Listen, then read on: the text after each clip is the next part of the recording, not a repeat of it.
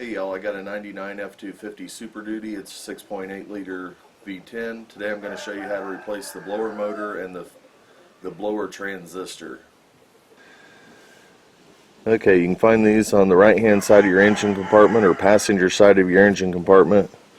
Right here's the blower motor, and right down here's the resistor for that blower motor.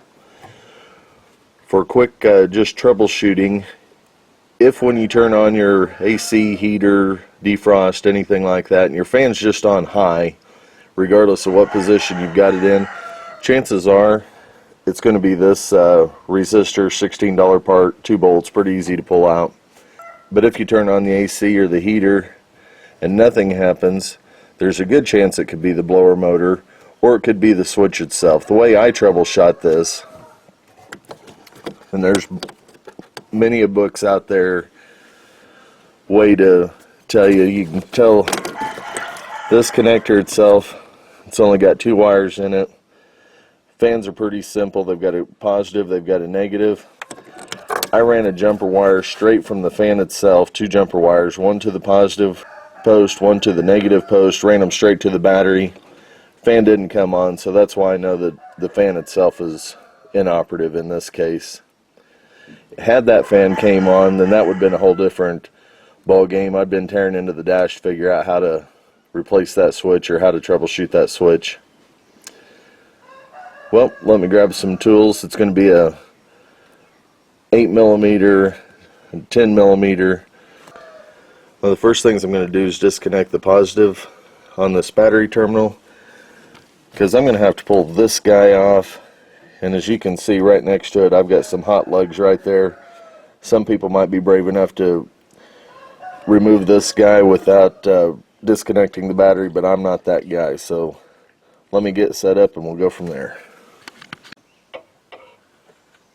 Rule of thumb when disconnecting any automotive battery, you should actually disconnect the negative first. I've already disconnected the negative, but I'm going to show you how to disconnect the positive.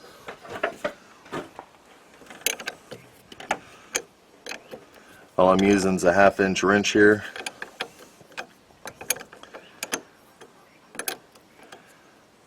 I'm going to give this just a little twist and pull it right off. Now if I hit any type of positive components next to one of the grounds on the frame, I'm not going to have a fireworks show.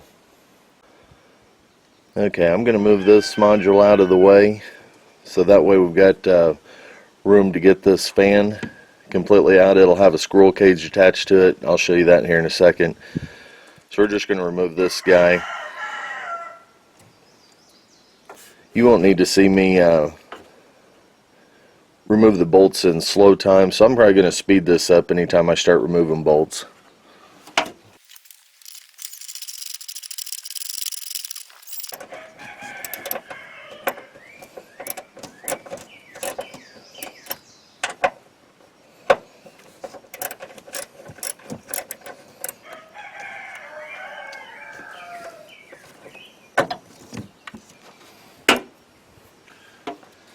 Okay, you can see that we've got this module out of the way. So I'm going to just pull him on out. On your blower motor itself, it's got a little rubber hose right there. Disconnect that guy. It's just a simple pull out, nothing special about it.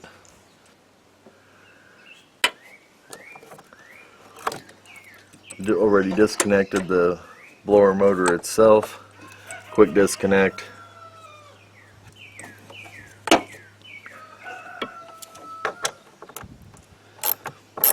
$8mm socket.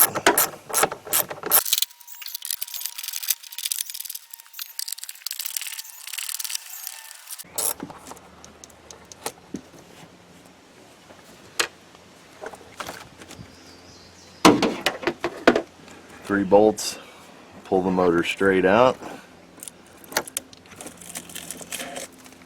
and then pull it up. This is that squirrel cage that I was telling you about.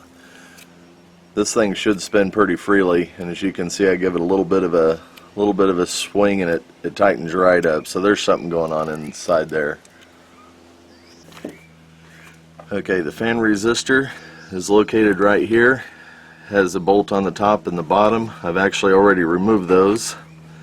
So you'd pull that guy out like this. Then on your connector you've got two pieces.